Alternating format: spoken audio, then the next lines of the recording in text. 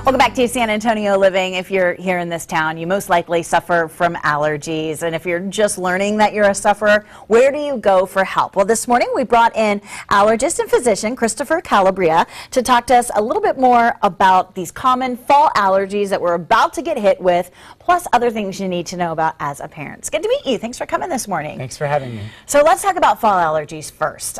We're about to turn that corner where we start to see some of the fall trees. Things are falling all the time. And it's weird because if you didn't suffer from allergies before, you can, just like that in this town for some reason. That's correct. And the most common fall allergies include ragweed, which will start any day now and then continue through September, October, and sometimes into November. So if you're one of those allergy people and you're like, man, something's wrong, I don't know what it is, I don't have allergies, how is it that all of a sudden you can have allergies? Well, it depends on your immune system. Most of the time allergies will present in the first 20 years of life or so, but about 20% of people will present in adulthood, and we see people of all ages. So what are some of the triggers that we should look for, especially as we move into the fall time? Well, in addition to ragweed, there's also, a lot of fall molds, especially when it rains like this. There's also a fall elm tree, and then the grass pollens actually continue to pollinate through September, assuming we get some rain. Regarding asthma triggers, actually the most common cause of asthma triggers in kids is actually infections. They go back to school and they catch a common cold virus, and the peak month for asthma flare-ups or attacks is actually September when you look, at least among school-age children. Well, let's talk a little bit more about asthma. How do you know if your child suffers from asthma?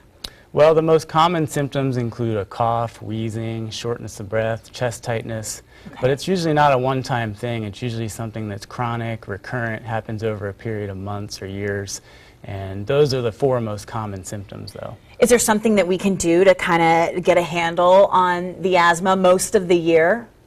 There are. First of all, we need to make the correct diagnosis, which involves taking a good history, physical exam, doing lung function tests if they're old enough. And then regarding treatment, if you do have asthma, there are preventive treatment options and then also rescue or emergency treatment options available. And what ages are you guys dealing with at Dilley Allergy? Kids up to adults? We see all ages, as children and adults. Let's talk about food allergies. This is important because kids just went back to school. And, I think it's becoming more and more prevalent that we've got kids who are allergic to peanuts or different kinds of preservatives. How do parents detect that their kids have something like this going on, and then what's their next step? Well, the most common symptoms of a food allergy would include hives, swelling, itching all over, coughing, vomiting, flushing or redness all over, but it's usually going to occur within minutes or up to an hour or two after eating that food. It's usually not a more delayed thing, although there are exceptions. And like you said, it is increasing. It's increased about 18% in the last 10 to 15 years, and it's estimated about 1 in 7 school-age children have a food allergy at this point. So as a parent, track what's happening with your kids, and if you see them break out after eating a certain kind of food, it's something you've got to keep track of so that you can explain it to the physician when you come. That's correct. And what about shots? What kind of allergies can we control by getting shots?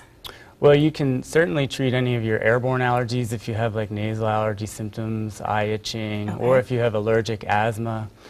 We can treat those things with shots, and the way shots work is we take what you're allergic to, so it's individualized, and we can treat things like tree pollen like mountain cedar or oak, weed pollen like ragweeds, grass pollen, molds, dust mite, cat, dog, all those different airborne allergens. And the shots will usually help about 50 to 80%. So it's not a complete cure, but it'll improve your symptoms a lot and then decrease your need for medications. For folks out there suffering from allergies, maybe they don't know what it is, they just know that they've felt bad for a couple of days. What would you recommend to them to do? They've just felt bad a couple of days. I mean, they can try, over-the-counter medications such as antihistamines, but if those don't work, there's plenty of prescription medications, we can try. Okay, and you guys definitely will sit down with folks and talk to them about all the different things that are out there. It's Dilley Allergy and Asthma Specialist right here in San Antonio. They're just off of I-10. Again, Dilley Allergy and Asthma Specialist. You can give them a call at 614-4405, 614-4405, DilleyAllergy.com for more information. All right.